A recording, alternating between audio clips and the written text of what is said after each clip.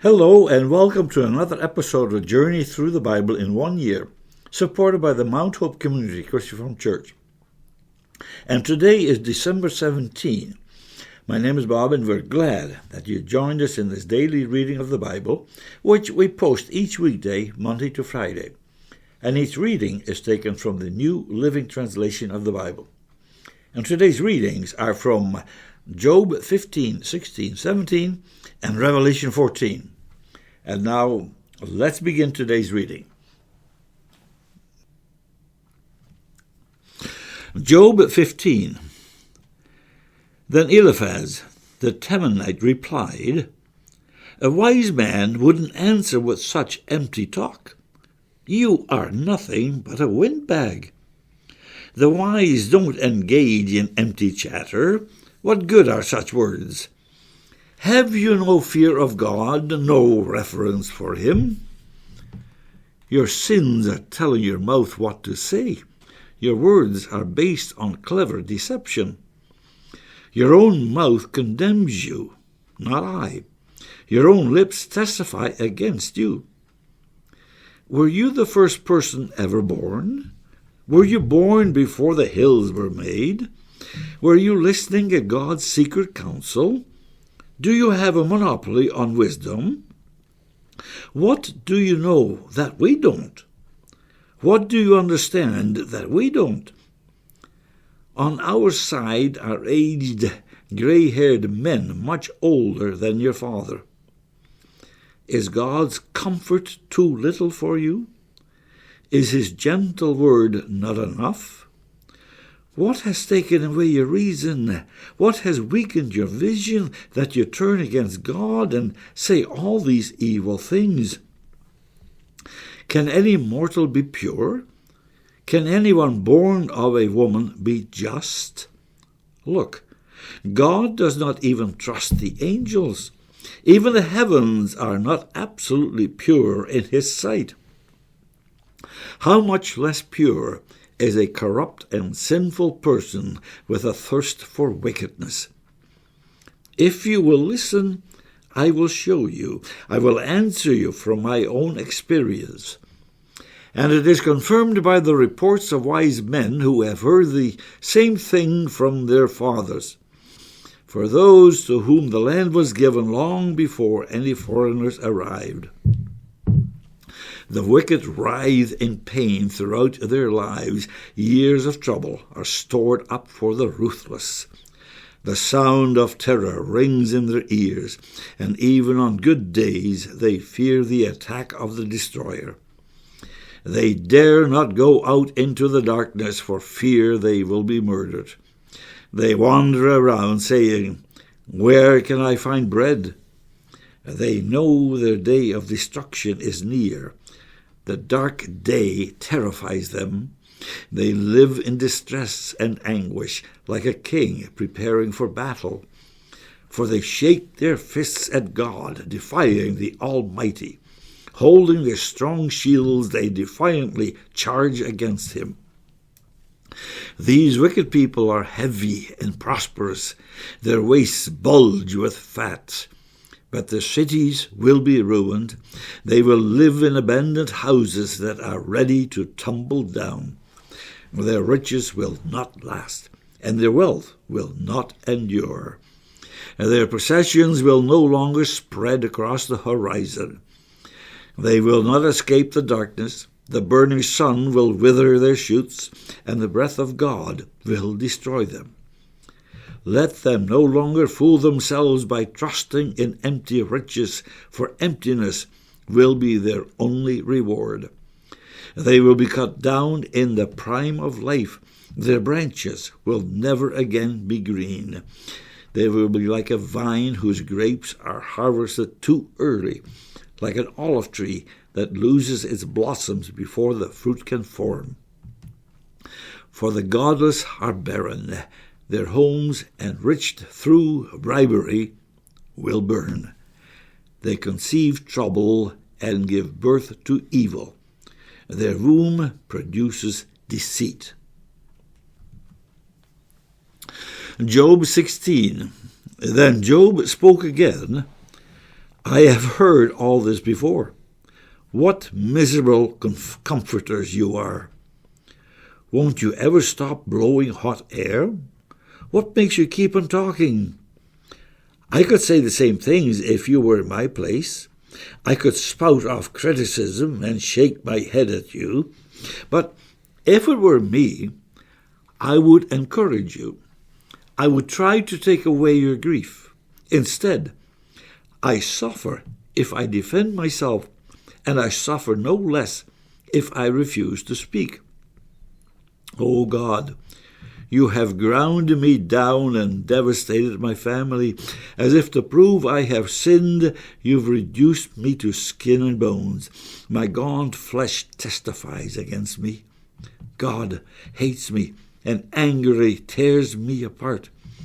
He snaps his teeth at me and pierces me with his eyes. People jeer and laugh at me. They slap my cheek in contempt. A mob gathers against me. God has handed me over to sinners. He has tossed me into the hands of the wicked. I was living quietly until he shattered me. He took me by the neck and broke me in pieces. Then he set me up as his target, and now his archers surround me. His arrows pierce me without mercy. The ground is wet with my blood. Again and again he smashes against me, charging at me like a warrior. I wear burlap to show my grief. My pride lies in the dust. My eyes are red with weeping. Dark shadows circle my eyes. Yet I have done no wrong, and my prayer is pure. O earth, do not conceal my blood. Let it cry out on my behalf. Even now my witness is in heaven. My advocate is there on high. My friends scorn me, but I pour out my tears to God. I need someone to mediate between God and me, as a person mediates between friends. For soon I must go down that road from which I will never return.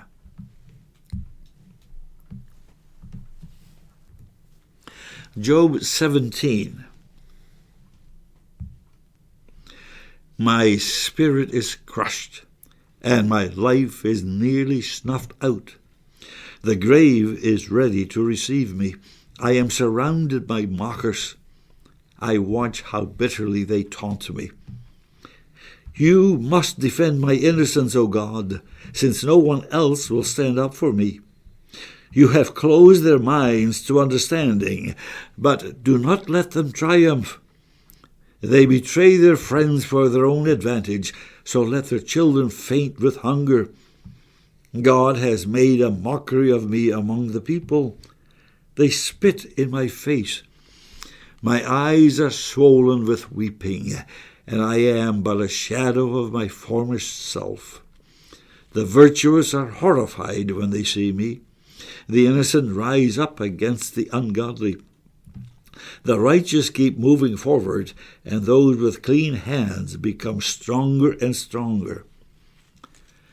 As for all of you, come back with a better argument, though I still won't find a wise man among you. My days are over. My hopes have disappeared. My heart's desires are broken. These men say that night is day. They claim that darkness is light. What if I go to the grave and make my bed in darkness? What if I call the grave my father and the maggot my mother or my sister? Where then is my hope? Can anyone find it? No. My hope will go down with me to the grave. We will rest together in the dust.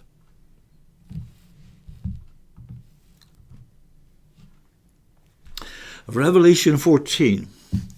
Then I saw the Lamb standing on Mount Zion, and with him were 144,000 who had his name and his father's name written on their foreheads.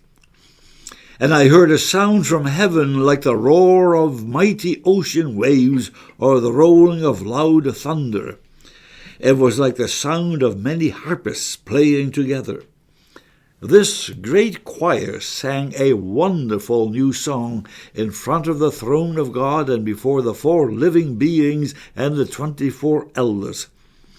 No one could learn this song except the 144,000 who had been redeemed from the earth. They have kept themselves as pure as virgins, following the Lamb wherever he goes. They have been purchased from among the people on the earth as a special offering to God and to the Lamb. They have told no lies. They are without blame. And I saw another angel flying through the sky, carrying the eternal good news to proclaim to the people who belong to this world, to every nation, tribe, language, and people. Fear God, he shouted. Give glory to him, for the time has come when he will sit as judge. Worship him who made the heavens, the earth, the sea, and all the springs of water. Then another angel followed him through the sky, shouting, Babylon is fallen, that great city is fallen, because she made all the nations of the world drink the wine of her passionate immorality. Then a third angel followed them, shouting, Anyone who worships the beast and his statue, or who accepts his mark on the forehead or on the hand, must drink the wine of God's anger. It has been poured full strength into God's cup of wrath, and they will be tormented with fire and burning sulfur in the presence of the holy angels and the Lamb. The smoke of their torment will rise forever and ever, and they will have no relief day or night, for they have worshipped the beast and his statue, and have accepted the mark of his name. This means that God's holy people must endure persecution patiently, obeying his commands and maintaining their faith in Jesus. And I heard a voice from heaven saying, Write this down. Blessed are those who die in the Lord from now on. Yes, says the Spirit, they are blessed indeed, for they will rest from their hard work, for their good deeds follow them. Then I saw a white cloud, and seated on the cloud was someone like the Son of Man. He had a gold crown on his head and a sharp sickle in his hand.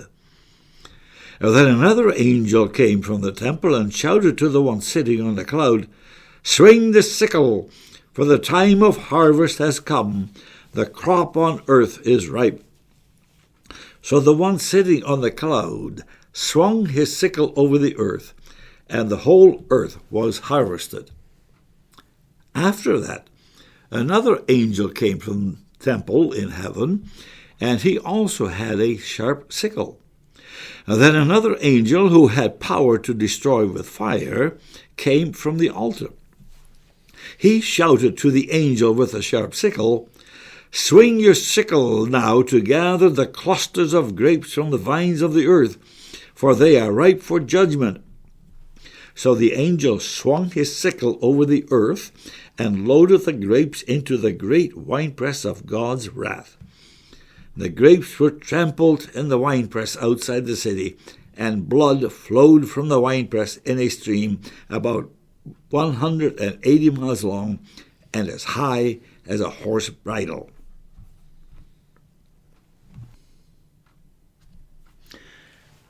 And that is the end of today's reading, and we hope and pray that you were blessed by this reading and hearing of this word, and we hope that you join us again next time.